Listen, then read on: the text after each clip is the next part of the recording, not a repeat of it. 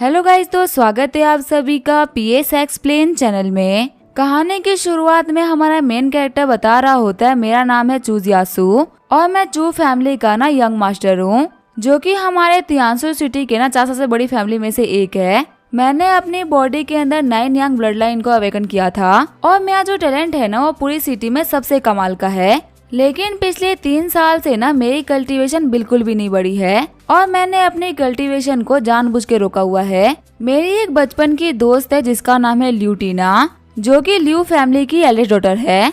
ये भी हमारे तियांसु सिटी की सबसे बड़ी फैमिली में से एक से बिलोंग करती है। और अगर मैं सच बताऊँ ना तो सिर्फ और सिर्फ टीना को बचाने के लिए मैं अपनी पावर को धीरे धीरे खो रहा हूँ। हम देखते हैं हमारा जियात्सु टीना से मिलने के लिए जंगल में आया होता है। जियात्सु बोल रहा होता है, टीना आज के बाद से तुम्हारी बॉडी में जितना भी पॉइजन है वो पूरा का पूरा बाहर निकल जाएगा और फिर उसके बाद में तुम भी हमारी कंट्री में मेरी तरह एक जीनियस कहलाओगी। टीना खुश होते हुए बोल रही होती है, ब्रदर क्या आप सच बोल रहे हो? जियात्सु बोल रहा होता है, मैंने तुमसे आज तक कभी झूठ नहीं बोला। टीना बोल रही होती है, सिर्फ और सिर्फ मेरी वजह से आपकी कल्टीवेशन कभी भी आगे नहीं बढ़ पाती, जिसकी वजह से आपको बहुत कुछ सुनना पड़ता है। जियात्सु बोल रहा होता है, तुम्हारी बॉडी के अंदर 3 इनमेरिडियंस है जो कि तुम्हारी बॉडी में पॉइजन को क्रिएट कर रहा है और सिर्फ मेरी ब्लड लाइन का लाइफ एसेंस है जो कि तुम्हें जिंदा रख सकता है।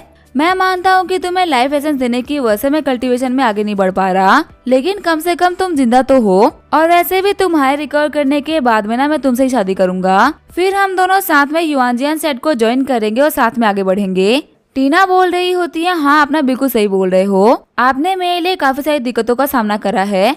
फिर आगे जियात्सु बैठते हुए बोल रहा होता है, आज आखिरी दिन है, आज मैं तुम्हारी बॉडी का सारा पॉइजन खत्म कर दूंगा। ये बोलते हुए अपने ब्लड एसेंस को टीना की बॉडी के अंदर डाल देता है। जियात्सु सोच रहा होता है अपने ब्लड एसेंस को अपनी बॉडी से बाहर निकालने का प्रोसेस बहुत ही पेनफुल होता है। ऐसा लगता है कि कोई मेरी बॉडी से 10 बोतल खून एक साथ खींच रहा है, लेकिन चलो कोई बात नहीं, मैं कम से कम टीना के लिए इतना पेन तो सही सकता हूँ। तभी वहाँ पे जो टीना होती है वो ठीक हो जाती है। जियात्सु बोल रहा होता है, तुम्हारी बॉडी का पॉइजन खत्म हो गया, सच में तुमको ठीक करने के लिए हम लोगों ने बहुत ही मेहनत करी है।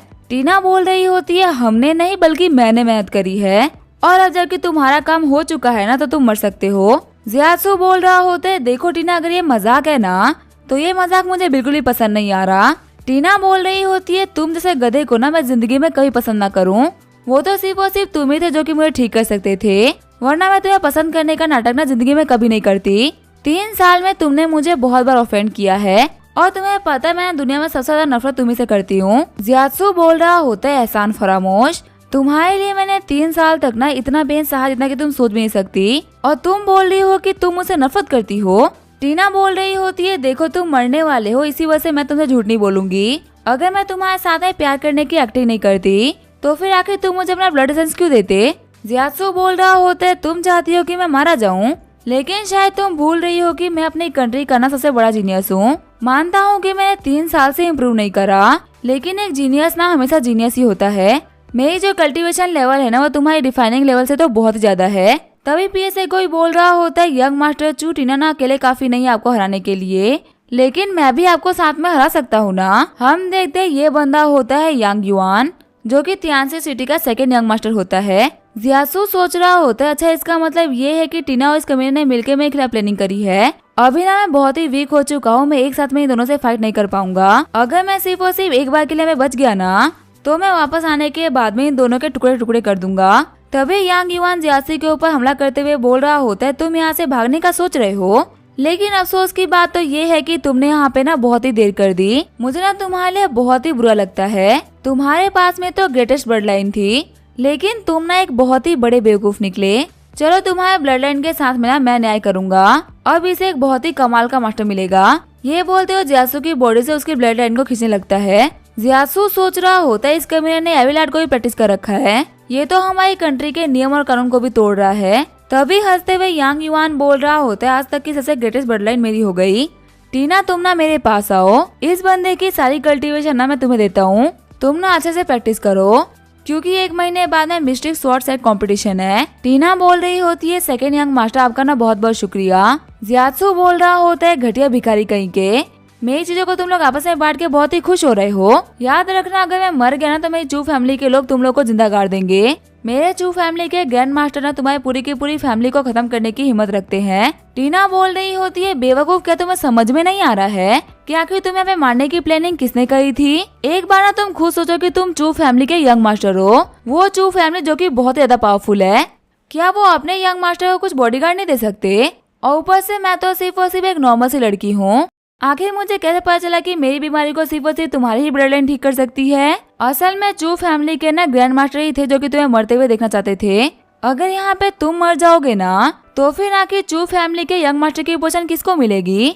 डेफिनेटली ग्रैंड मास्टर के बेटे को ही ना। मैं तुम्हें बोल रही हूँ कि खुशी खुशी मर जाओ, तुम ना बहुत सारे लोगों के रास्ते का काटा हो। जियासु सोच रहा होता है, मुझे लगा नहीं था कि मेरी अवेकनिंग के साथ ही मुझे मारने की प्लानिंग कर ली जाएगी। यहाँ तो मुझे मेरे अपनों ने ही लूट लिया, गैरों में कहाँ दम था। आज मैं यहाँ पे सिर्फ और सिर्फ इसी वजह से मारा जा रहा हूँ क्योंकि मुझे ना अपने अपनों पे ना कुछ ज्यादा ही भरोसा था। तभी जियासु को मारते हुए टीना बोल रही होती है, मुझे ना तुम्हें बिल्कुल भी आसान मौत नहीं देनी। मैं चाहती हूँ कि तुम अपने आखिरी हर एक दर्द भरे लम्हे को ना सही तरीके से फील करो। सीन चेंज होता है, हम देखते हैं जियासु को जो कि किसी अलग ही वर्ल्ड में आ गया होता है। जियासु बोल रहा होता है, इन लोगों ने मेरे डेंटियान को तोड़ दिया, यहाँ तक कि मेरी कल्टीवेशन और मेरी ब्लड लाइन सब कुछ छीन ली। अगर मैं सच बताऊं ना तो इन लोगों ने मुझे एक ऐसा बेकार इंसान बना के छोड़ दिया जो कि जिंदगी में कुछ भी नहीं कर सकता। या फिर ऐसा भी कह सकता हूँ कि इन लोगों ने ना मुझे मरने के लिए छोड़ दिया है। लेकिन मैं गॉड की कसम खा के बोल रहा हूँ, अगर मैं यहाँ पे जिंदा बच गया ना तो मैं इन लोगों में से ना किसी को भी नहीं छोड़ूंगा। मुझे यहाँ पे जिंदा रहना है और किसी चीज के लिए नहीं, बल्कि सिर्फ और सिर्फ अपने रिवेंज के लिए। अपने ऊपर पेन लेके ना इन सभी लोगों का काम मैंने चलाया, लेकिन वक्त आने पे ना इन लोगों ने मुझसे वो भी छीन लिया जो कि मुझे मेरे पैदा होने के साथ मिला था। तभी वहाँ पे जियासु के सर में बहुत ही दर्द होना स्टार्ट हो जाता है और उसके सामने एक बहुत ही बड़ा टावर अपीयर हो गया होता है। शॉक्ड होते हुए जियासु बोल रहा होता है, ये क्या चीज है? तभी सामने से आवाज आती है, यह है क्योस सुप्रीम टावर और आपको यहाँ पे सीखने को मिलेगा क्योस हेवनली एम्परर टेक्निक। जियासु सोच रहा होता है, मुझे यहाँ पे बहुत ही बड़ी अपॉर्चुनिटी मिली है, मैं इसको यहाँ पे मिस नहीं कर सकता। मुझे नहीं पता कि आखिर ये क्योस हेवनली टावर या फिर टेक्निक क्या है, लेकिन ये जो भी कुछ है ना मैं इसको प्रैक्टिस करना स्टार्ट कर रहा हूँ। 1 घंटे तक वहाँ बैठ के कल्टीवेशन करने के बाद में वो बॉडी रिफाइनिंग के लेवल 3 पे पहुंच गया होता है। खुश होते हुए जियासु बोल रहा होता है, क्योस हेवनली टावर ना बहुत ही कमाल का है, मैंने यहाँ पे वो काम ना 1 घंटे में करके दिखा दिया जो कि लोग 10 साल में भी नहीं कर पाते। अगर मैं इसी स्पीड से प्रैक्टिस करता रहूंगा ना तो मैं उन अपने कमीने दुश्मनों को बहुत ही जल्दी पेश छोड़ दूंगा। जल्दी वो टाइम भी आ जाएगा जब वो अपने घुटनों में बैठ के मुझसे अपनी जान की भीख मांगेंगे। लेकिन तभी वहाँ पे जियासु गिरते हुए बेहोश होने लगता है। जियासु बोल रहा होता है, मैं तो भूल ही गया था कि मैं इंजर्ड था। जब अगले दिन जियासु अपने आगे खोलता है तो वो देखता है कि वो अपने कमरे में होता है। जियासु सोच रहा होता है, मुझे यहाँ पे ना पक्का से रूह हुआ लेके आई होगी। जैसे ही वो गेट खोलता है वो देखता है एक लड़की को जिसको कि यंग मास्टर ना पीट रहे होते हैं। यंग मास्टर चूहा बोल रहे होते हैं, लड़की तुम ना बहुत ही हिम्मत वाली हो गई हो, लगता है कि तुम ये बात भूल चुकी हो ना कि तुम हमारे घर की पाली हुई एक नौकर हो। तुम कल रात को सभी से छुप के जियासु को घर में लेके आई थी और अभी तुम मेडिसिन भी चुराई थी उस जियासु को देने के लिए। फटाफट से वो मेडिसिन ना मुझे वापस कर दो, वरना तो अभी मैंने सिर्फ और सिर्फ तुम्हें थप्पड़े ही मारी है। कुछ टाइम के बाद में ना मैं तुम्हें जमीन में गाड़ दूंगा। तभी जियासु गुस्सा करते हुए बोल रहा होता है, नाम मत कहीं के, तुम एक सर्वेंट लड़की के ऊपर गुस्सा दिखा रहे हो जो कि तुम्हारा कुछ भी नहीं बिगाड़ सकती। अगर तुम एक बाप के बेटे हो ना तो आओ और मुझे मार के दिखाओ। यंग मास्टर चूहा बोल रहा होता है, जियासु क्या तुम हमारी फैमिली के खिलाफ जा रहे हो? देखो चाहे आज तुम कुछ भी क्यों ना बोल दो, लेकिन मैं ना पक्का से लड़की को बहुत ही कमाल का सबक सिखाऊंगा। जियासु बोल रहा होता है, देखो यहाँ तुम्हारे बाप का घर नहीं है, ये यंग मास्टर का पैलेस है और यहाँ पे रूल्स बिना यंग मास्टर के ही चलेंगे, तो फिर मैं तुम्हें बोल रहा हूँ कि अभी के अभी यहाँ से निकल जाओ। चूहा बोल रहा होता है, ठीक है अभी तो तुम फुदक लो, लेकिन पक्का से तुम कुछ दिनों बाद में ना फैमिली के यंग मास्टर भी नहीं रहोगे। हमारे चू फैमिली के एल्डर काउंसिल ने ना एक बहुत ही बड़ा डिसीजन निकाला है, 10 दिन के अंदर ही ना हमारे क्लैन के अंदर एक कंपटीशन होगा और उसी के हिसाब से नया यंग मास्टर चुना जाएगा। जियासु बोल रहा होता है, लगता है कि पूरी की पूरी फैमिली ही ना मेरे खिलाफ प्लानिंग कर रही है और तुम लोगों को ये भी पता है ना कि टीना ने मेरे साथ में क्या किया है। लेकिन आखिर जो हमारे ग्रैंड मास्टर है वो यंग मास्टर को सिलेक्ट करने का कंपटीशन कैसे रखवा सकते हैं? ये हक ना सिर्फ और सिर्फ चू फैमिली के हेड के पास में है और ग्रैंड मास्टर ना चू फैमिली के हेड तो बिल्कुल भी नहीं है। यंग मास्टर चूहा बोल रहे होते हैं, हमारे पैट्रिया को गायब हुए ना पूरे के पूरे 3 साल बीत चुके हैं। फैमिली रूल्स के हिसाब से अब सारी की सारी भाग दौड़ ना ग्रैंड मास्टर के हाथ में है और अगर तुम्हें एल्डर्स के बनाए हुए रूल्स खराब लग रहे हैं ना तो फिर एक काम करो, जाओ जाके पैट्रिया को बुला के लेके आओ और अगर नहीं लेके आ सकते तो अपना मुंह बंद कर लो। जियासु बोल रहा होते उस कमीने ग्रैंड मास्टर ने ना टीना के साथ मिलके मेरी पूरी की पूरी ब्लड लाइन छीन ली और फैमिली रूल्स के हिसाब से ऐसे बंदे को ना पक्का से मौत की सजा मिलनी चाहिए। चूहा बोल रहा होते देखो तुम यहाँ पे जो भी कुछ बोल रहे हो ना उसका तुम्हारे पास में कोई भी एविडेंस नहीं है। सभी को पता है कि तुम टीना नाम की लड़की से ना बेवकूफ बन गए और तुमने उसके हाथों अपना सब कुछ गवा दिया। अब यहाँ पे तुम बेवकूफ थे इसके लिए तुम बाकी सारे लोगों को ब्लेम नहीं कर सकते। जियासु बोल रहा होता है मान लो तुम जो भी कुछ बोल रहे हो ना वो सच्ची है, फिर भी कंपटीशन को स्टार्ट करने में ना पूरा का पूरा 10 दिन है और 10 दिन के लिए मैं तो तुम्हारा यंग मास्टर हूँ ना। एक यंग मास्टर के तौर पे ना मैं तुम्हें ऑर्डर दे रहा हूँ, फटाफट से घुटनों पे और आके रूह हाउस से माफी मांगो। चूहा के बंदे बोल रहे होते हैं आखिर आप कैसी बातें कर रहे हो। आखिर कब से एक मास्टर एक सर्वेंट के सामने झुकने लग गया। रूह हाउस भी कांपते हुए बोल रही होती है हाँ यंग मास्टर मैं बिल्कुल ठीक हूँ, आपको ना मेरी वजह से किसी को भी प्रोवोक करने की जरूरत नहीं है। जियासु बोल रहा होते देखो रूहा तुम ना घबराओ मत, मैं ना इस बंदे के मुंह पे बोल रहा हूँ ये बंदा ना मैं कुछ भी नहीं बिगाड़ सकता, ऐसे गधों से डरने की ना बिल्कुल भी जरूरत नहीं है। तभी आगे बढ़ते हुए चूहा बोल रहा होता है तुम अपनी कल्टीवेशन खो के भी इतना आगे बढ़ रहे हो, तुम्हारे फादर पैट्रियार्क थे और तुम यंग मास्टर थे, लेकिन तुम दोनों गधों ने ना अपने हाथों से अपनी पोजीशन को खो दिया और वहीं पे मैंने अपनी पोजीशन को ना इस फैमिली में खुद ही हासिल करा है। तो तुम ऐसे गधे के मुंह से तो मैं अपने खिलाफ कुछ भी सुनूंगा नहीं। लेकिन तभी जियासु चूहा से पंच टकराते हुए उसको पीछे फेंक देता है। शॉक्ड होते हुए चूहा बोल रहा होता है इसे तो अपनी कल्टीवेशन खो दी थी ना, तो फिर आखिर अभी भी इतना पावरफुल कैसे है कि मुझे पीछे ढकेल दे। जियासु बोल रहा होता है माफी मांगो वरना मैं तुम्हारे पाँव को तोड़ दूंगा और मैं तुम्हारी इस घटिया बॉडी के अंदर इतने छेद करूंगा ना कि तुम कंफ्यूज होगे कि आखिर हवा अंदर कहाँ से लेनी है और बाहर कहाँ से निकालनी है। चूहा के बंदे बोल रहे होते तो कुछ सलू भाई के डायलॉग जैसा लग रहा है ना, अगर हमें पहले से पता होता ना कि जियासु सलू भाई का फैन है तो हम कभी भी चूहा को फॉलो करते हुए यहाँ पे नहीं आते। देखो ये जियासु ने यहाँ पे एक्टिंग करा था, इसकी कल्टीवेशन ना पूरी तरीके से गई भी नहीं है। यंग मास्टर चूहा तो इसे कुछ भी नहीं बिगाड़ पा रहे। चूहा बोल रहा होता है कि इसे क्या फर्क पड़ता है कि ये सलू भाई का फैन है, मैं भी ना लेजेंडरी टाइगर श्रॉफ का फैन हूँ। हर किसी के लिए ना ये आसान नहीं होता कि वो एक ही एक्सप्रेशन के अंदर ना सारी की सारी मूवी बना दे। अगर इसके सलू भाई ने इंडस्ट्री को बनाया है ना तो फिर मेरे भी टाइगर भाई ने ना पूरे के पूरे इंडस्ट्री को डिस्ट्रॉय करके रख दिया है। टाइगर भाई की इज्जत को रखने के लिए मैं ना सलू भाई के फैन को खत्म कर दूंगा। लेकिन तभी जियासु चूहा को एक पंच मारते हुए पे खत्म कर देता है। चूहा सोच रहा होता है सच में सलमान भाई के फैन ना बहुत ही खतरनाक होते हैं, इसी कल्टीवेशन जा चुकी है लेकिन पता नहीं फिर भी इसके पास में पावर कहाँ से आ रही है। जियासु बोल रहा होता है लाइफ में स्ट्रॉन्ग बनने के लिए ना हर एक लड़के को लड़की से धोखा खाना ही होता है। सलू भाई ने ऐश्वर्या के हाथों धोखा खाया था और मैंने टीना के हाथों, लेकिन उसके बाद में वो और मैं हम दोनों ही बहुत ही स्ट्रॉन्ग बन गए। अगर तुम अगली बार मेरे कोर्टयार्ड में दिख गए ना तो तुम यहाँ से जिंदा वापस नहीं जा पाओगे। चूहा बोल रहा होता है याद रखना तुम्हें एक छोटी बच्ची के पीछे ना मुझसे पंगा लिया है, जब ग्रैंड मास्टर को ये बात पता चलेगी ना तब तुम पक्का से नहीं बचोगे। रूहा बोल रही होती है यंग मास्टर इंजर होने के बावजूद भी आपने चूहा की ना पूरी की पूरी बैंड बजा दी, क्या मैं आपसे पूछ सकती हूँ कि आखिर आपको ये पावर कहाँ से मिल रही थी। जियासु बोल रहा होता है एक काम करो सल्लू भाई की ना मूवी देखा करो, तुम्हें भी ये पावर वहाँ से मिलती रहेगी। वही साइड में हम देखते हैं एक बंदे को जो कि जियासु को फाइट करते हुए देख रहा होता है। आगे जियासु अपने कमरे में बैठकर कल्टीवेट कर रहा होता है। जियासु सोच रहा होता है मैंने ब्रेक थ्रू कर लिया और अब मैं बॉडी रिफाइनिंग के 4th लेवल पे हूँ और ये सब यहाँ पे 50 बॉडी टेम्परिंग पिल की वजह से हो रही है और फिलहाल के मैं कल्टीवेशन के हिसाब से मैं चूहा ऐसे बंदों को ना आराम से हरा सकता हूँ। मेरे हिसाब से अगर मैं ऐसे ही कल्टीवेट करता रहूंगा ना तो मैं 6 महीने के अंदर उस लेवल पे आ जाऊंगा जहाँ पे मैं हुआ करता था। ये बोलते हुए सारी की सारी पिल्स खा लेता है। तभी वहाँ पे आते हुए रूहा बोल रही होती है यंग मास्टर मैं आपके लिए खाना लेके आई हूँ, लेकिन तभी वो नोटिस करती है कि पूरा का पूरा कमरा बिखरा होता है। जियासु बोल रहा होता है तुम ना बिल्कुल भी टेंशन मत लो, मैंने तेना मूवी देख ली थी इसी वजह से मुझे थोड़ा सा गुस्सा आ गया था। वो क्या है ना कि मैं सलू भाई को परेशानी दे सकता, वैसे वक्त आ चुका है पिल पवेलियन जाने का। रूह हुआ सोच रही होती है सच में हमारे यंग मास्टर ना सल्लू भाई के बहुत ही बड़े फैन हैं। सिर्फ उनके का फोटो देखने के बाद में 2 लेवल अप कर जाते हैं। ऊपर से ये खुद भी ना बहुत ही बड़े जीनियस है, इनकी कल्टीवेशन की स्पीड ना कुछ ज्यादा ही है। सीन चेंज होता है, हमें पिल पवेलियन का सीन दिखाया जाता है।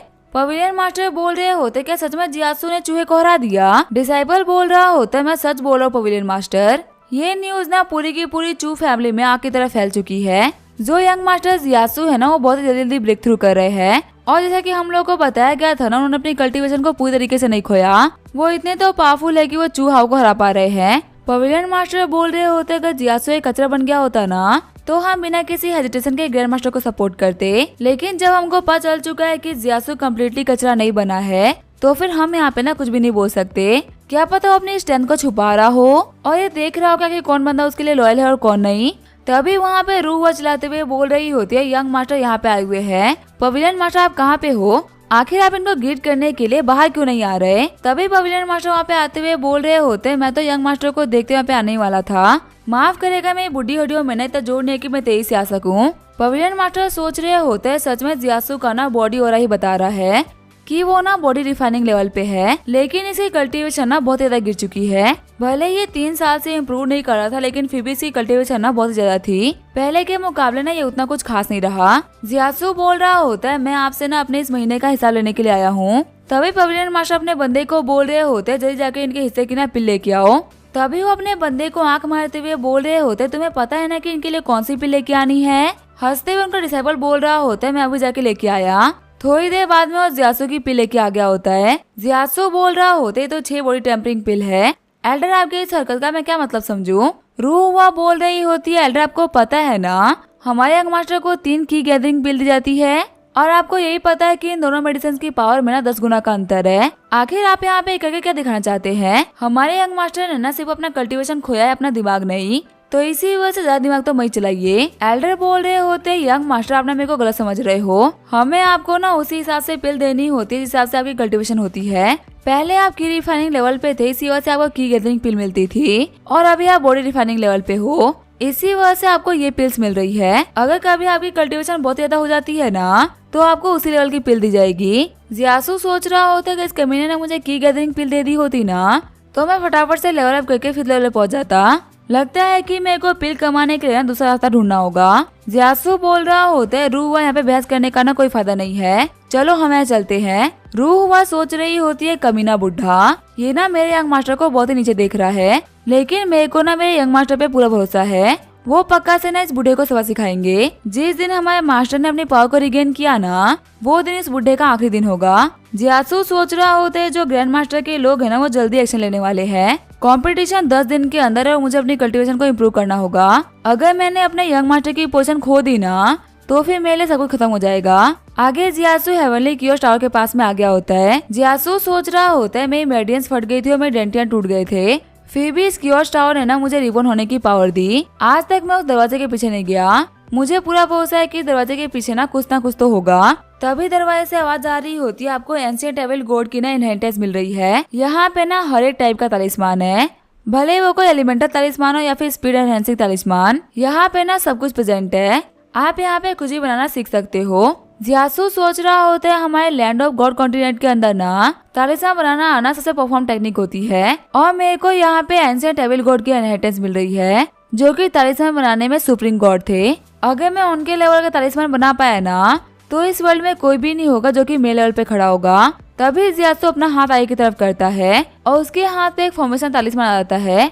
जियासु सोच रहा होता है, मैं इस तलिस्मान का यूज करते हुए बिना पिल्स बना सकता हूँ। वैसे अगर देखा है तो ये मेरे लिए ना बहुत ही काम का है, क्योंकि मेरे पास में पिल्स खरीदने के पैसे नहीं है। अगर मैं यहाँ पे इस तलिस्मान को सीख गया ना, तो फिर मेरे लिए पिल्स बनाना बहुत आसान हो जाएगा। आधे घंटे बाद में जियासु ने उस टेक्निक को सीख लिया होता है। जियासु बोल रहा होता है, पिल तलिस्मान सीखना ना सच में बहुत ही मुश्किल था। अच्छी बात तो ये है कि मेरे पास में कियोस हेवनली एम्परर टेक्निक है, वरना इस टेक्निक को सीखने में ना मेरे को पूरे के पूरे 10 साल लग जाते। अब ना कैसे भी करके मेरे को पैसे कमाने होंगे ताकि मैं हर्ब्स खरीद सकूं। आगे हमें अगले दिन तलिस्मान पवेलियन का सीन दिखाया जाता है। जियासु एक बंदे को बोल रहा होता है, तुम्हें पता है मैंने इस तलिस्मान के अंदर ना हर्ब्स की पावर डाली है, अगर तुम इसको यूज करते हो ना तो एक बार के लिए तुम्हारी पावर डबल हो जाएगी। पूरे मार्केट में ना इससे बड़ा तलिस्मान तुम्हें कहीं भी नहीं मिलने वाला।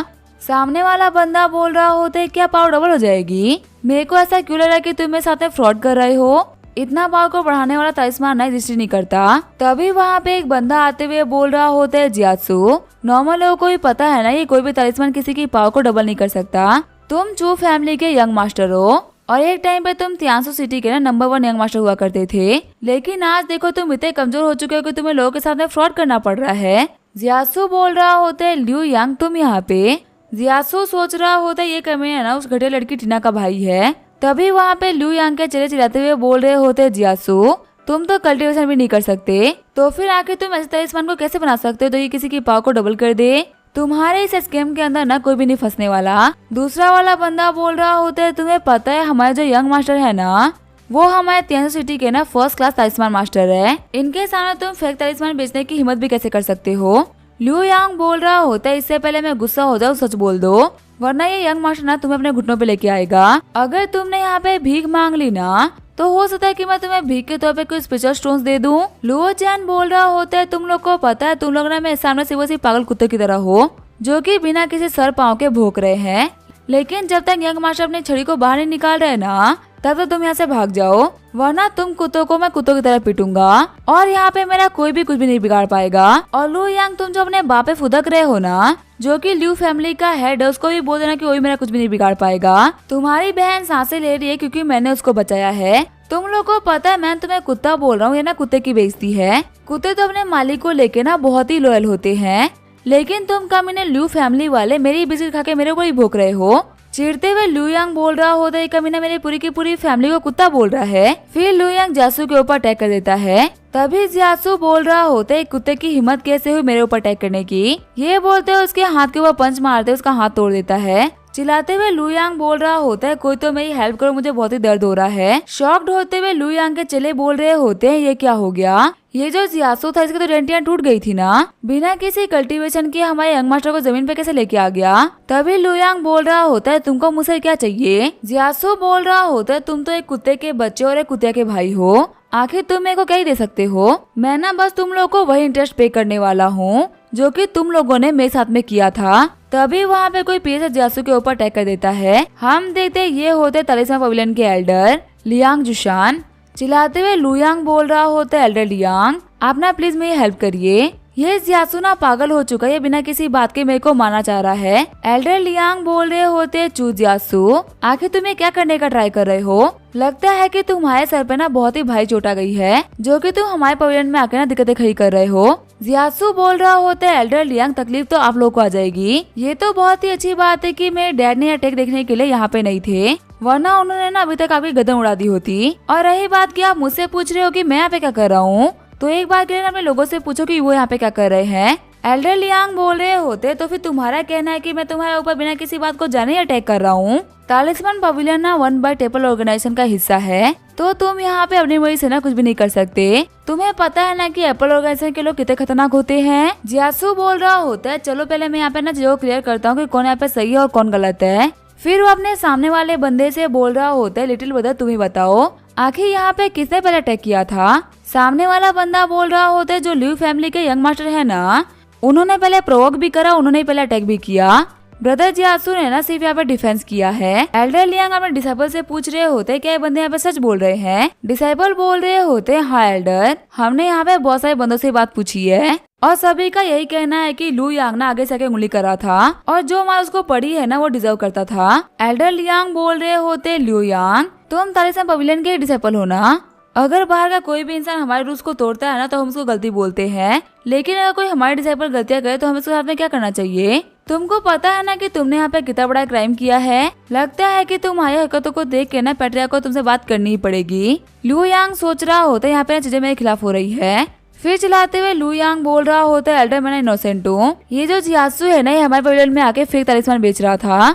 इस सेट के डिसेबल होने के नाते आके मैं इस चीज को कैसे सहन कर लेता? ये हमारे सेट की रेपुटेशन को खराब कर रहा था। एल्डर लियांग बोल रहे होते, जियासू क्या तुम यहाँ पे फेक तालिस्मान को बेच रहे थे? जियासू बोल रहा होता है, अभी तक आपने मेरे तालिस्मान को देखा नहीं है, इसी वजह से आप उसको फेक नहीं बोल सकते। तभी वहाँ पे कोई आते हुए बोल रहा होता है, ऐसा तालिस्मान जो किसी की पावर को डबल कर दे, ये तो बिल्कुल ही पॉसिबल नहीं है। हम देखते ये होता तालिस्मान पवेलियन के एल्डर भोज डिंगकाए, जिनको सभी लोग प्यार से एल्डर भोज डी के बोलते हैं। लू यांग बोल रहा होता है, मास्टर भोज डी के देखिए ना, इसने मेरा हाथ तोड़ दिया। भोज डी के बोल रहे होते, तुम्हें बिल्कुल भी टेंशन मत लो, तुम्हारे मास्टर तुम्हारे रिवेंज लेंगे। हमारे कॉन्टिनेंट के अंदर जो हाईएस्ट ग्रेड की तालिस्मान होती है ना, वो भी किसी की पावर को सिर्फ और सिर्फ 50% बढ़ा सकती है। 100% तो कोई पावरफुल से पावरफुल मास्टर भी क्लेम नहीं करता। जियासू तुम्हें क्या लगता है, क्या तुम हमारे पवेलियन में आके हम लोग को बेवकूफ बना लोगे? जियासू बोल रहा होता है, एल्डर भोज डी के अगर आप इतना ही कॉन्फिडेंट हो ना कि मेरा तालिस्मान फेक है तो फिर चलिए एक बैट करते हैं। भोज डी के सोच रहे होते, ये बच्चा ना यहाँ पे सिर्फ और सिर्फ फालतू बातें कर रहा है।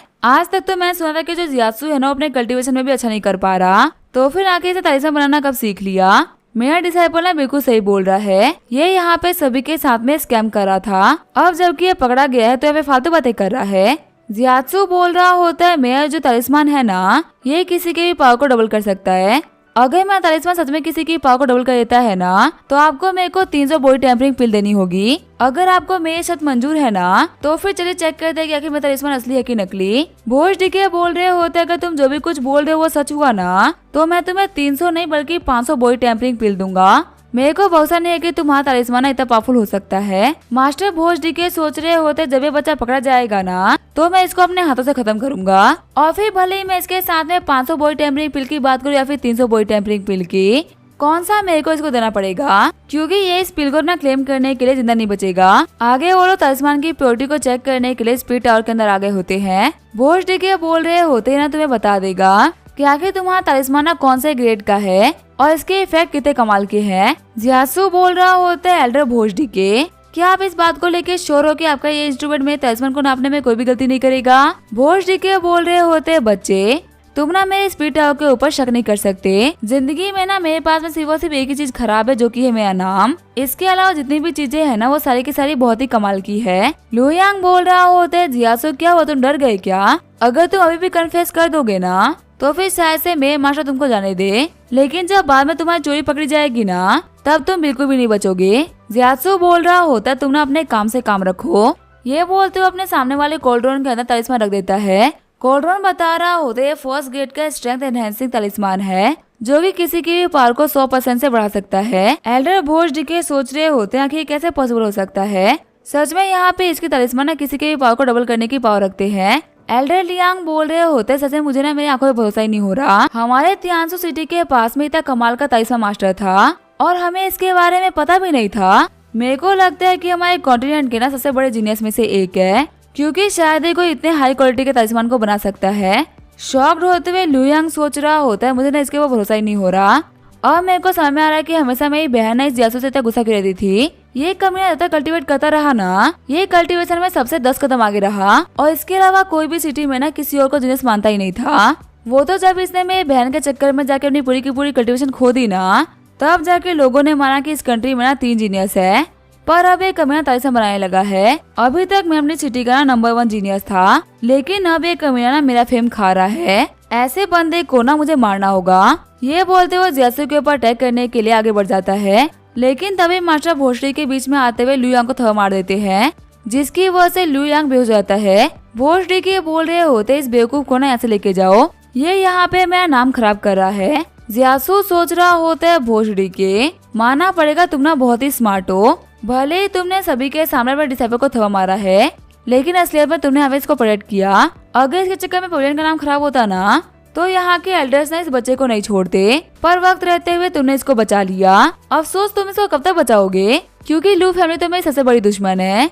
तो जो खात्मा मैं उनका करूंगा ना, वो तो देखने लायक होगा। एल्डर लियांग बोल रहे होते यंग मास्टर चू मुझे ना कुछ कहना था। जियासु सोच रहा होता है इस कॉन्टिनेंट में ना इंसान गिरगिट से भी ज्यादा रंग बदलता है। ये बूढ़ा भी ना थोड़ी देर पहले मेरे पूरे नाम से पुकारा था, लेकिन जब इसको पता चला कि आखिर मेरा पोटेंशियल कितना है, तो फिर ये फिर से यंग मास्टर चू पे आ गया। थोड़ी देर पहले ही ना इसकी आवाज़ में मेरे लिए नफरत थी और अब इसकी आवाज़ में मेरे लिए रिस्पेक्ट है। एल्डर लियांग बोल रहे होते यंग मास्टर चू, क्या आप हमारे तलिस्मान पवेलियन को ज्वाइन करना चाहोगे? जियात्सु बोल रहा होता है कि पवेलियन को ज्वाइन करना, लेकिन एल्डर लियांग जहाँ तक मैंने सुना है आपके पास में इतनी अथॉरिटी नहीं है कि आप मेरे को ज्वाइन करा दे। तभी वहाँ पे एक बंदा आते हुए बोल रहा होता है इनके पास में अथॉरिटी नहीं है, लेकिन मेरे पास में तो है ना। सभी लोग झुकते हुए बोल रहे होते पवेलियन मास्टर हम आपको ग्रेड करते हैं। जियासु सोच रहा होता है अच्छा ये है तलिस्मान पवेलियन का मास्टर, इसका नाम है यांग जेनहाई। सभी लोग कहते हैं कि मास्टर यांग जेनहाई ना एक ड्रैगन की तरह है, जो कि बहुत ही कम लोगों को इस काबिल समझते हैं कि ये उनको अपना चेहरा दिखाए। मुझे लगा नहीं था कि मुझे ये बंदा ना यहाँ पे देखने को मिलेगा। यांग जेनहाई बोल रहे होते जब से आपने हमारे पवेलियन के अंदर कदम रखा था ना, तब से ही आपने मेरा ध्यान अपनी तरफ खींच लिया था। सच में ये तो बहुत ही कमाल की बात है कि आपके तलिस्मान के पास में ना 100% इफेक्ट है। सच बोल तो इतने कमाल के तलिस्मान ना मैं भी नहीं बना सकता। एल्डर लियांग बोल रहे होते पवेलियन मास्टर आपको पता है हमारे पवेलियन को ना जियासु ऐसे बंदों की जरूरत है। आज तक उन कमीने रॉयल सिटी वालों ने ना हमारी काफी ज्यादा बेइज्जती करी है। अगर जियासु हमारे साथ में रहेगा ना, तो हम उन लोगों से बदला ले पाएंगे। पवेलियन मास्टर बोल रहे होते यंग मास्टर, अगर हम हमारे पवेलियन को ज्वाइन कर लेते हो ना, तो आपको यहाँ से जितने भी रिसोर्सेज चाहिए आपको सब मिल जाएंगे। हमारे पवेलियन की तरफ से आपके ऊपर कोई भी रेस्ट्रिक्शन नहीं होगी। जियासु सोच रहा होता है अगर मैं इनके पवेलियन को ज्वाइन कर लूंगा ना, तो मुझे पैसे की टेंशन लेने की बिल्कुल भी जरूरत नहीं पड़ेगी। मैं जितने चाहे उतने हर्ब्स खरीद सकता हूँ। ऊपर से अगर मैं तालिस्मान पवेलियन का डिसेबल बन जाऊंगा ना, तो मुझे इनकी तरफ से बहुत ही ज्यादा सिक्योरिटी मिलेगी। जियात्सु बोल रहा होता है, ठीक है पवेलियन मास्टर, मैं आपके पवेलियन को ज्वाइन करता हूँ। तभी यांग जनहाई बोल रहे होते हैं, बच्चे ये पकड़ो। जियात्सु बोल रहा होते तो फर्स्ट रैंक के तालिस्मान मास्टर का टोकन है। मास्टर भोज डी के सोच रहे होते, लू यांग ने ना अपनी लाइफ का बहुत ही मेजर पार्ट इस पवेलियन को दिया है। ऊपर से उसने अपनी फैमिली का ना आधा पैसा इसके अंदर डाल दिया, तब जाके उसे फर्स्ट रैंक के तालिस्मान मास्टर का टाइटल मिला था। और वही ये चीज जियात्सु को कितना इजीली मिल गया ना। सच में टैलेंट होने में और हार्डवर्क करने में ना बहुत ही अंतर होता है। जियात्सु बोल रहा होते है भोज डी के, आखिर आप मेरे को मेरे 500 बॉडी टेम्परिंग पिल कब दे रहे हो? तभी यांग जनहाई बोल रहे होते हैं, मास्टर भोज डी के, आप हमारे पवेलियन के सेकंड रैंक के मास्टर हो, पक्का अपने बैट से तो पीछे नहीं हटोगे। मास्टर भोजडिंग का बोल रहे होते, ठीक है मैं किसी को भेज देता हूँ बॉडी टेम्परिंग पिल लेके आने के लिए। वैसे भी अगर आप नहीं बोलते ना तो भी अपनी शर्त को जरूर पूरा करता। भोजडिंग के सोच रहे होते, ये कमीना जियात्सु, इसने सभी के सामने में इंसल्ट कर दी। आज इसने यहाँ पे मेरे डिसेबल को भी इंजर्ड कर दिया और अपने तालिस्मान को प्रूव करके मेरी भी बेइज्जती कर दी। इस दिन को ना मैं याद रखूंगा। सीन चेंज होता है, हम देखते हैं ल्यू फैमिली के पैट्रियार्क ल्यू सुनजी को। रोते हुए लू यांग बोल रहा होते है, सिस्टर आपको ना मेरा रिवेंज लेना होगा। जब तक वो कमीना जियात्सु जिंदा रहेगा ना, मेरे दिल में आग जलती रहेगी। आपको पता है उसने कहा है ना कि मैं एक कुत्ते का बेटा और एक कुतिया का भाई हूँ। आखिर मैं आपकी बेइज्जती कैसे कर सकता हूँ? पैट्रियार्क ल्यू बोल रहे होते है, टीना तुमने तो कहा था कि जो चू फैमिली का बच्चा है वो क्रिपल हो चुका है, कहता नहीं कि तुमने अपने काम को करने में गलती कर दी।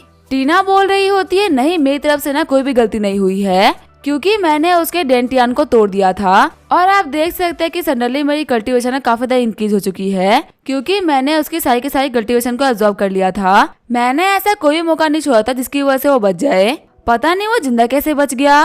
पैट्रियार्क ल्यू बोल रहे होते, भले तुमने उसको मारने का कितना ही ट्राई क्यों ना कर लिया हो, वो बंदा जिंदा है और ये बात सच है। उसने जो लू यांग के साथ में किया है ना, ये शो करता है कि वो हमारी फैमिली से कितना नफरत करता है। पहले चू फैमिली हमारे सपोर्ट में थी, ये हमारे लिए ना बहुत ही बड़ी ब्लेसिंग थी, लेकिन जियात्सु को हम लोगों ने मारने का ट्राई किया और वो नहीं मरा। ये हमारे लिए ना सबसे बड़ा दिक्कत है। टीना बोल रही होती है, इसे क्या फर्क पड़ता है वो जिंदा बच गया तो, वो अभी अपने बॉडी रिफाइनिंग के 4th लेवल पे है। हमारे फैमिली का कोई भी नॉर्मल से कल्टीवेटर जाके उसे खत्म कर सकता है। अभी हमें जिस चीज के बारे में सोचना चाहिए ना, वो है जुआनजियान सेट का कंपटीशन। मैं अपना पूरा ध्यान लगा रही हूँ ताकि मैं की रियल में पहुँच जाऊँ। और रही बात उस जियात्सु की ना, तो मेरे भाई मैं तुमसे प्रॉमिस करती हूँ कि मैं जैसे ही जुआनजियान सेट की डिसेबल बन जाऊंगी ना, मैं उसको पक्का से खत्म कर दूंगी। सीन चेंज होता है, हम देखते हैं जियात्सु को जो कि बैठ के कल्टीवेशन कर रहा होता है। तभी वो ब्रेक थ्रू करते हुए बॉडी रिफाइनिंग के 6th लेवल पे पहुंच जाता है। जियात्सु सोच रहा होता है, मैंने एल्डर भोज डी की दी हुई 500 पिल को ना एक साथ में खत्म कर दिया। अगर मेरे पास में क्यों 7 टेक्निक नहीं होती ना, तो फिर मैं भी इसको ऑब्जर्व नहीं कर पाता। मेरी ये जो टेक्निक है ना, मुझे बार बार पुश कर रही है ताकि मैं और पैसे कमाऊं और जाके और भी हर्ब्स को खरीदूं। तभी वहाँ पे जियात्सु को फील होता है कि उसके दरवाजे पे ना कोई तो खड़ा है। हम देखते दरवाजे को तोड़ते हुए एक बंदा ना जियात्सु के ऊपर अटैक कर देता है, लेकिन तभी जियात्सु अपने एनर्जी से उसके पाम अटैक को काट देता है। चोगे वाला बंदा सोच रहा होता है, मैं 8th लेवल पे बॉडी रिफाइनिंग कल्टीवेटर हूँ, आखिर 6th लेवल का बंदा मुझे कैसे सप्रेस कर सकता है। जियात्सु बोल रहा होता है, फाइट के बीच में ना कभी भी डिस्ट्रैक्ट नहीं होना चाहिए। ये बोलते वो उस बंदे को बहुत ही खतरनाक पंच मार देता है। फिर जैसे ही जियात्सु बाहर आता है, वो देखता है कि वो बंदा वहाँ से जा चुका होता है।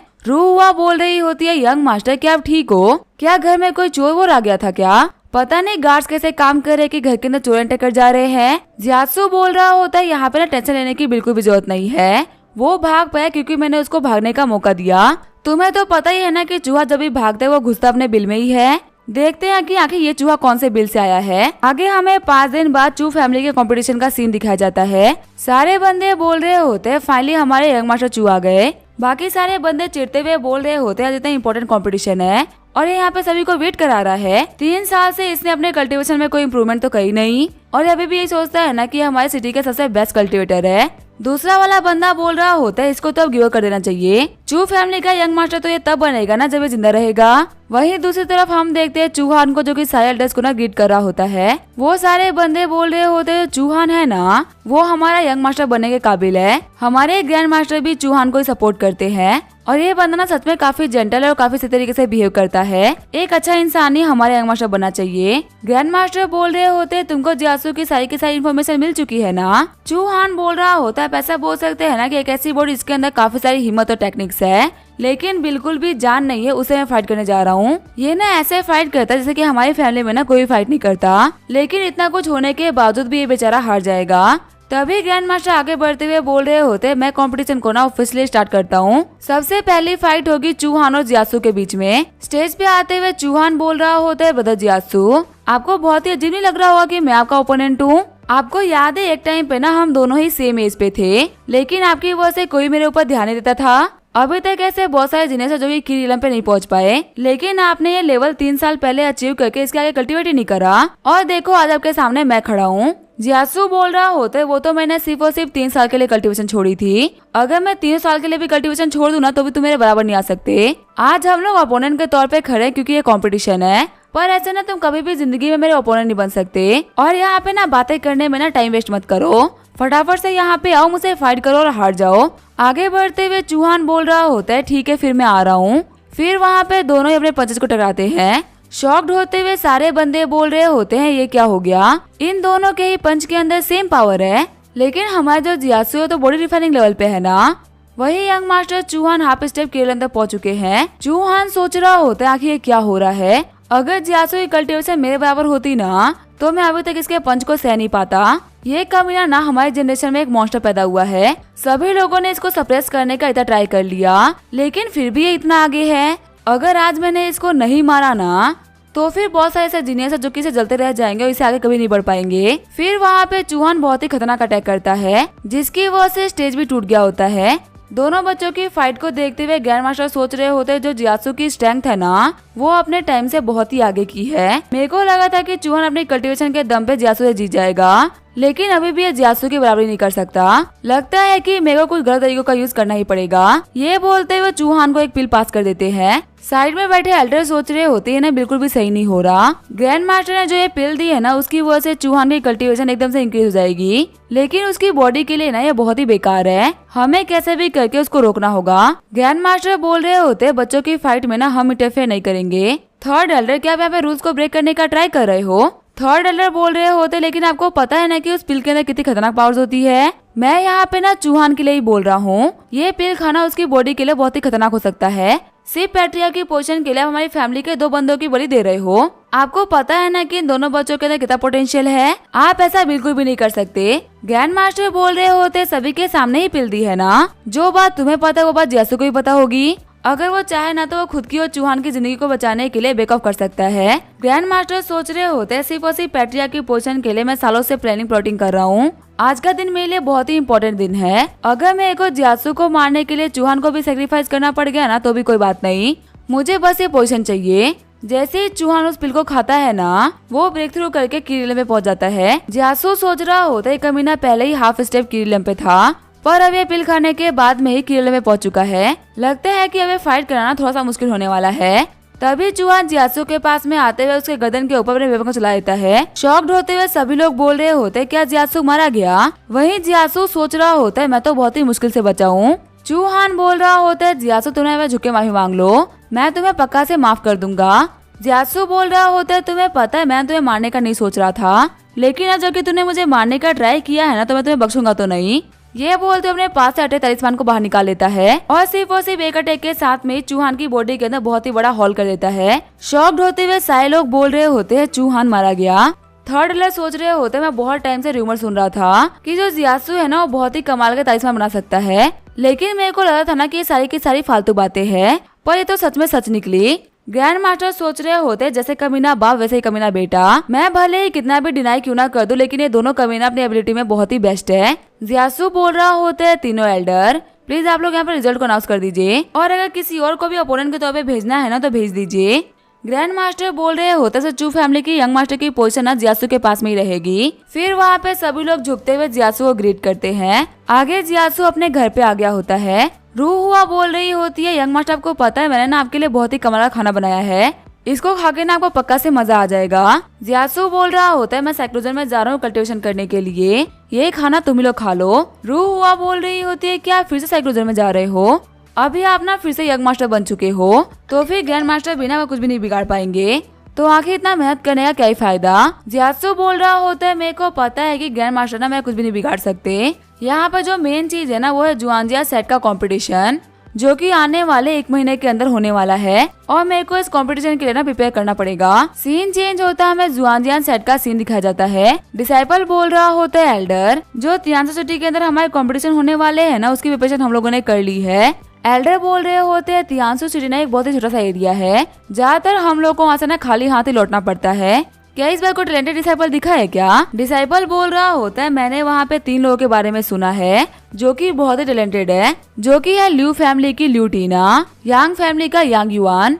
एल्डर बोल रहे होते हैं तीसरे के बारे में क्या, तुमने उसका नाम तो नहीं लिया? डिसाइपल बोल रहा होता है तीसरा बंदा है चू जियासू, जो कि चू फैमिली का यंग मास्टर है। एक टाइम पे वो तियानसू सिटी का ना नंबर 1 जीनियस हुआ करता था और आप मानेंगे नहीं, उसकी कल्टीवेशन पहले इतनी कमाल की थी कि अगर वो हमारे सेट में आता ना तो वो हमारे सेट का भी ना नंबर 1 जीनियस बन सकता था। लेकिन उसके साथ में ना अभी कुछ बहुत ही बुरा हुआ है, जिसकी वजह से उसकी कल्टीवेशन ड्रॉप हो गई और अभी वो अपने बॉडी रिफाइनिंग के ना 6 लेवल पे है। एल्डर बोल रहे होते हैं कंपटीशन में पार्टिसिपेट करने के लिए ना आपको बॉडी रिफाइनिंग के 9th लेवल पे होना ही होगा। लगता है कि सच में इस बच्चे की किस्मत बहुत ही खराब है, इसको तो पार्टिसिपेट करने का मौका भी नहीं मिलेगा। 2 दिन के अंदर 6 लेवल से 9 लेवल पे पहुंचना बहुत ही मुश्किल है, पर मैं पर्सनली चाहूंगा कि ये बच्चा ना यहाँ पे पार्टिसिपेट करे। वही सीन चेंज होता है, हम देखते हैं जियासू को जो कि कल्टीवेशन कर रहा होता है। जियासू सोच रहा होता है जो मुझे की गैदरिंग पिल दी गई थी ना, वो बहुत ही कमाल की थी। अब मैं अपनी बॉडी रिफाइनिंग के 9th लेवल पे पहुंच चुका हूँ, लेकिन दिक्कत की बात तो ये है कि जो मेरी 8 एक्स्ट्रा ऑर्डिनरी मेरिडियंस है ना, वो अभी तक अवेकन नहीं हुई। कहानी सुनाने वाला बता रहा होता है एक ह्यूमन की बॉडी के अंदर 20 मेरिडियंस होती हैं,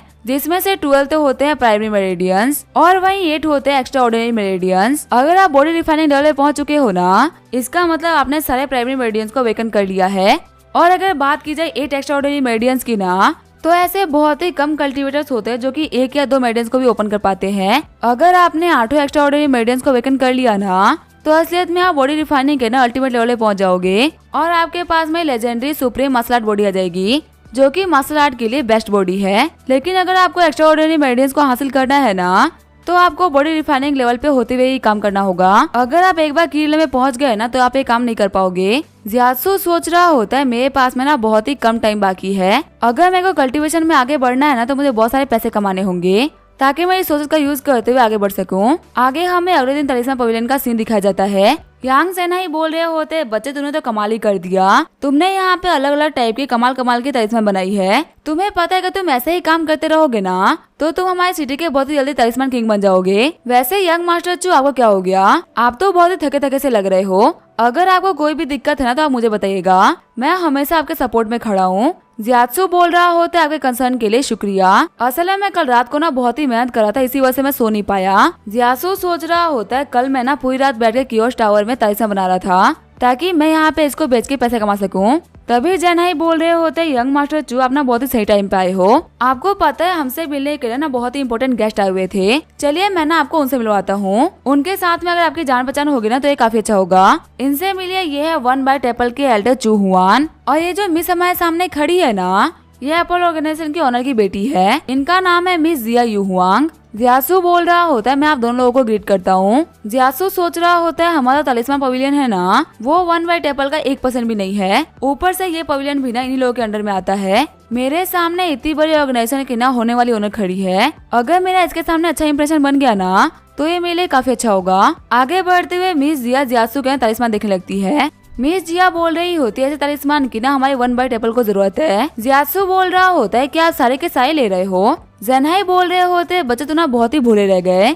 यंग मिस बोल रही है ना कि उनको तुम्हारे साथ में कोलैबोरेट करना है। तुम ऐसा ही बोल सकते हो कि तुम्हारी किस्मत ना खुल चुकी है, क्योंकि पूरे कंट्री का ना सबसे बड़ा फाइनेंशियल ग्रुप तुम्हारे साथ में काम करना चाहता है। जियासू सोच रहा होता है ये तो मेरे लिए बहुत ही अच्छा है। अगर मैं इन लोगों के साथ में काम कर पाऊंगा ना, तो मेरे एक्स्ट्रा ऑर्डिनरी मेडिसिन को खोलने के लिए ना मेरे पास में बहुत सारे पैसे आ जाएंगे। यंग मिस बोल रही होते ये लो हमारा VIP टोकन। इसके अंदर मैंने 10 जब फर्स्ट ग्रेड के स्पेशल स्टोन्स को ना डिपॉजिट करवा दिया है, और जब तुम तलिस्मान बेचोगे और तुम्हारे पास में जो भी पैसा आएगा ना, वो सभी के सभी इसमें डिपॉजिट होते जाएंगे। एल्डर सोच रहे होते यहाँ पे ये क्या हो रहा है। ये जो टोकन अभी लड़के को मिला है ना, ये मिलना बहुत ही मुश्किल होता है। हमारे कंट्री की जो प्रिंसेस है ना, उनको भी मिन्नतें करनी पड़ी थी ये टोकन को पाने के लिए, लेकिन यंग मिस ने छोटे से बच्चे को ये टोकन दे दिया। जियासू बोल रहा होता है मिस जी अपना बहुत ही अच्छी, आपका शुक्रिया। एल्डर जू बोल रहे होते मेरे को 10 दिन के अंदर 2000 हाई क्वालिटी के तलिस्मान चाहिए। हमारे जो तियानसुई के ब्रांच है ना, वहाँ के प्रेसिडेंट को तुम तलिस्मान भिजवा देना। जियासू बोल रहा होता है ठीक है, काम हो जाएगा। जियासू के जाने के बाद में मिस जिया बोल रही होती है पवेलियन मास्टर यांग, आखिर आपको तलिस्मान को लेकर क्या सोचना है? यांग ज़ेनहाई बोल रहा होता है, मैंने इस तलिस्मान को ना खुद एग्जामिन किया है और मैं इस बात की श्योरिटी दे सकता हूँ कि इसमें कोई भी दिक्कत नहीं आएगी। लेकिन तभी वो तलिस्मान को देख के काफी शॉक हो जाते हैं। तभी हंसते हुए पवेलियन मास्टर बोल रहे होते, बच्चा ना बहुत ही स्मार्ट निकला, इसने अपनी असली एबिलिटी को छुपा के रखा हुआ था। देखने में लग रहा है कि ये तलिस्मान ना बहुत ही एवरेज है, लेकिन असलियत में तो इस तलिस्मान की पावर को ना जानबूझ के दबाया गया है। यंग मास्टर चूना अपने तलिस्मान की पावर को बहुत ही लो लेवल पे रख रहे हैं ताकि किसी को भी उनके पावर के बारे में पता न चले। मिस जिया बोल रही होती है, मेरा इस बार यहाँ पे आना ना बहुत ही फायदेमंद निकला। आगे जियासु अपने कियोस टावर के फर्स्ट लेवल पे आ गया होता है। जियासु सोच रहा होता है, मेरे पास में तलिस्मान की काफी अच्छी पावर आ चुकी है, लेकिन अगर मैं सिर्फ फर्स्ट ग्रेड के तलिस्मान बनाता रहूंगा ना तो मैं ज्यादा आगे नहीं बढ़ सकता। जो चीज मेरे को पैसा कमा के दे रही है ना, मुझे उस चीज को पावरफुल बनाना होगा। मुझे अपने पावर का यूज करते हुए हाई लेवल के तलिस्मान को बनाना सीखना होगा। आगे हमें 10 दिन बाद का सीन दिखाया जाता है। जियासु बोल रहा होता है, मेरा नाम है चू जियासु, मैं प्रेसिडेंट सू से मिलने के लिए आया हूँ। उनसे बोल दो कि उनसे जियासु मिलने के लिए आया है। पीछे हम देते हैं टीना को, जो कि बोल रही होती है, देखो हमसे कौन मिलने के लिए आया है। इसको लगता है कि प्रेसिडेंट चू से बड़े आदमी से मिलेंगे। जियासु बोल रहा होता है, कुतिया अपना मुंह बंद कर ले। टीना बोल रही होती है, तुम सर्वाइव तो कर गए, लेकिन आखिर ऐसी गंदी जिंदगी का क्या फायदा? अगर मैं तुम्हारी जगह होती तो मैं कब की गिव अप कर देती। जियासु बोल रहा होता है, ल्यू टीना, तुम्हें ना मेरी टेंशन लेने की बिल्कुल भी जरूरत नहीं है। जिस रास्ते पे तुम जा रही हो ना, तुम बहुत ही अच्छा कर रही हो। तुम्हारी ये जो डिमोनिक कल्टिवेटर टेक्निक है ना, ये तुम्हें एक दिन चुड़ैल बना के रख देगी और उस दिन ना तुम्हारे ऊपर कोई भी नजर नहीं डालेगा। और तुम्हें ना ये डिमोनिक टेक्निक बहुत ही शूट करती है, क्योंकि तुम्हारा कैरेक्टर भी तो बहुत ही गंदा है ना। चिढ़ते हुए वो लोग बोल रहे होते हैं, हमारे बारे में ना फालतू बातें मत करो। हम लोग ना यहाँ पे यांग फैमिली के साथ में आए हैं, जो कि वन बाय टेपल ऑर्गेनाइजेशन की ना बहुत अच्छी दोस्त है। तभी जो प्रेसिडेंट सू और मिस जिया होते हैं वो बाहर आ जाते हैं। प्रेसिडेंट सू बोल रही होती है, यंग मास्टर जियासु, आपने तो बहुत ही लंबा वेट कराया। प्रेसिडेंट सू के मुंह से जियासु का नाम सुनते हुए सभी लोग काफी ज्यादा शॉक हो गए होते हैं। जियासु बोल रहा होता है, प्रेसिडेंट सू और मिस जिया, मुझे माफ कर दीजिएगा, मुझे आने में थोड़ा लेट हो गया, वो भी सिर्फ और सिर्फ इन बेवकूफों की वजह से। टीना सोच रही होती है, आखिर क्या हो रहा है, इतने पावरफुल ऑर्गेनाइजेशन के लोगों को जियासु कैसे जानता है। मिस जिया बोल रही होती है, यंग मास्टर जियासु, चलिए अंदर चलते हैं। वैसे भी रास्ते में चलने वाले हाथी के ऊपर ना बहुत सारे कुत्ते भौंकते हैं, सभी के ऊपर ध्यान नहीं देना चाहिए। जियासु बोल रहा होता है, टीना तुमने ना मेरे साथ में बहुत कुछ किया है और मैं तुम्हें प्रॉमिस करता हूँ ना कि मैं तुम्हें सबको धीरे धीरे करके वापस कर दूंगा। फिर ऑफिस में आने के बाद में जियासु बोल रहा होता है, ये लीजिए आपके 2000 तलिस्मान, ये सभी ना बहुत ज्यादा हाई ग्रेड के हैं। प्रेसिडेंट सू बोल रही होती है, मैंने आज तक एक साथ में ना इतने सारे तलिस्मान देखे ही नहीं थे, आखिर ये बच्चा 10 दिन में इतने सारे तलिस्मान को कैसे रिफाइन कर सकता है। जियासु बोल रहा होता है, प्रेसिडेंट सू, मैंने यहाँ पे 3 स्पेशल तलिस्मान बनाए हैं, आखिर मेरे को इसके लिए क्या प्राइस मिल जाएगी। लेकिन तभी उस तलिस्मान को देखते हुए प्रेसिडेंट सू काफी ज्यादा शॉक हो जाती है। प्रेसिडेंट सू बोल रही होती है, तो सेकंड टायर के स्पीड तलिस्मान है। तभी मिस जिया बोल रही होती है, 1 सेकंड रुको, मेरे को पहले इसको चेक करने दो। फिर वो तीनों ही तलिस्मान की पावर को देखते हुए एकदम शॉक हो गई होती है। मिस जिया सोच रही होती है, जियासु अभी सिर्फ और सिर्फ बॉडी रिफाइनिंग लेवल पे है और इतने सारे तलिस्मान बना पा रहा है, मैं इस बात की गारंटी कर सकती हूँ ना कि तलिस्मान वर्ल्ड में बहुत ही बड़ा नाम बनेगा। प्रेसिडेंट सू बोल रही होती है, यंग मास्टर जियासु, आप ना सच में बहुत ही कमाल के हो। इन 2000 तलिस्मान और इन 3 तलिस्मान को मिला के ना हम आपको 1.5 लाख स्पीड स्टोन दे रहे हैं। जियासु सोच रहा होता है, क्या 1.5 लाख स्पीड स्टोन, ये तो मेरी चू फैमिली के ना 1 साल के इनकम से बहुत ज्यादा है। सच में तलिस्मान मास्टर होना ना बहुत ही बड़ी चीज है। जियासु बोल रहा होता है, वैसे प्रेसिडेंट सू, क्या आप लोग कल्टीवेशन टेक्निक को भी बेचते हो क्या?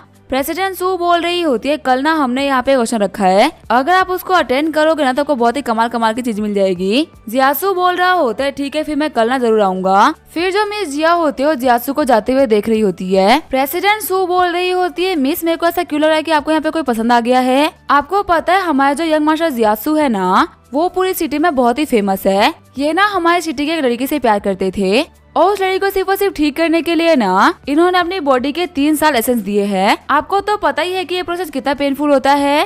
सिर्फ और सिर्फ एक ट्रू जेंटलमैन ही ना किसी लड़की के लिए इसको सह सकता है। मिस जिया बोल रही होती है, सिस्टर आपने हमें फालतू बातें मत करिए। आगे हमें अगले दिन ऑक्शन हाउस का सीन दिखाया जाता है। मेड बोल रही होती है, यंग मास्टर जियासु, आपको 3rd फ्लोर के नंबर 1 प्राइवेट रूम में बैठना है। प्रेसिडेंट सू ऑलरेडी ना आपका अंदर वेट कर रही है। जैसे जियासु गेट को ओपन करता है, प्रेसिडेंट सू बोल रही होती है, आप अंदर आ जाइए। वैसे भी जो ऑक्शन था ना वो तो स्टार्ट होने ही वाला है।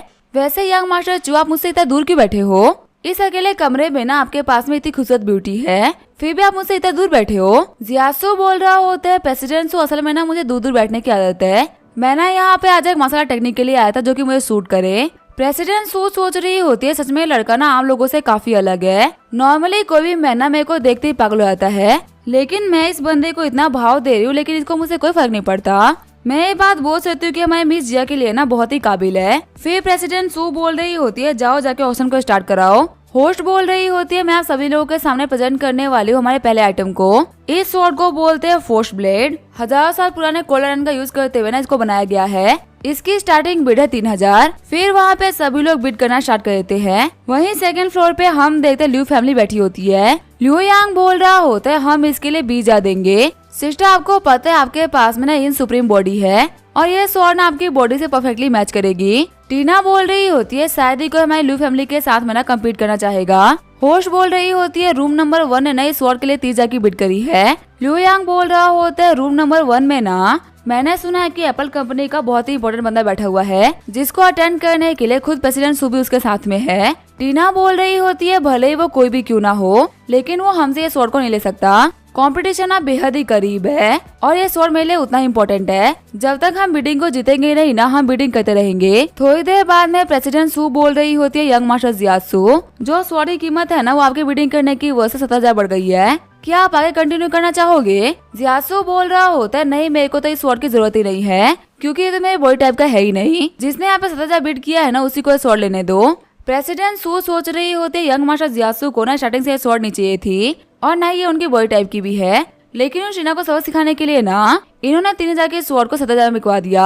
होस्ट बोल रही होती है अगला आइटम है ये स्वॉर्ड जिसका नाम हमें भी नहीं पता। इसकी स्टार्टिंग बिड है 2000 स्पीड स्टोन। सारे बंदे बोल रहे होते हैं कि लोग पागल हो चुके हैं आखिर ये कितने घटिया स्वॉर्ड को यहाँ पे लेके आए हैं। ऐसा लग रहा है कि कचरे में से उठा के ये लोग इस स्वॉर्ड को लेके आ गए हैं। होस्ट सोच रही होती है हमारे यहाँ के ना टॉप मास्टर ने इस स्वॉर्ड को चेक किया है लेकिन उनको यहाँ पे स्वॉर्ड के अंदर किसी भी एलिमेंट की पावर नहीं दिख रही। वो ना खुद एक बार के लिए बहुत ही शॉक्ड है कि आखिर एक स्वॉर्ड के अंदर ना कोई भी एलिमेंट की पावर कैसे नहीं हो सकती। पता नहीं ऐसी चीज को अवसर में लेके क्यों आया गया। मेरे को भी पता है कि ये नहीं बिकने वाली। जैसे जियासू स्वॉर्ड को देखता है उसको क्यूओस पावर ना एक्टिवेट हो जाता है। प्रेसिडेंट सू बोल रही होती है आप इस स्वॉर्ड को ना काफी इंटरेस्ट से देख रहे हो। जियासू बोल रहा होता है मुझे ना ये बहुत ही पसंद आई। प्रेसिडेंट सू बोल रही होती है आपको ना इसके लिए बिड करने की बिल्कुल भी जरूरत नहीं है ये मेरी तरफ से आपके लिए गिफ्ट है। जियासू बोल रहा होता है आपका बहुत बहुत शुक्रिया। प्रेसिडेंट सू बोल रही होती है आपको ना थैंक यू बोलने की बिल्कुल भी जरूरत नहीं है। अगला आइटम जो यहाँ पे आने वाला है ना आप बोल सकते हो कि वो यहाँ का बेस्ट आइटम होने वाला है। इसके लिए आप जितना भी बिड करोगे ना ये आप ही के लिए अच्छा होगा। फिर वो लोग उस आइटम को ऑक्शन हाउस में लेके आ गए होते हैं। अब इसका क्या होगा हम देखेंगे नेक्स्ट एपिसोड में। तब तक के लिए वीडियो देखने के लिए थैंक यू।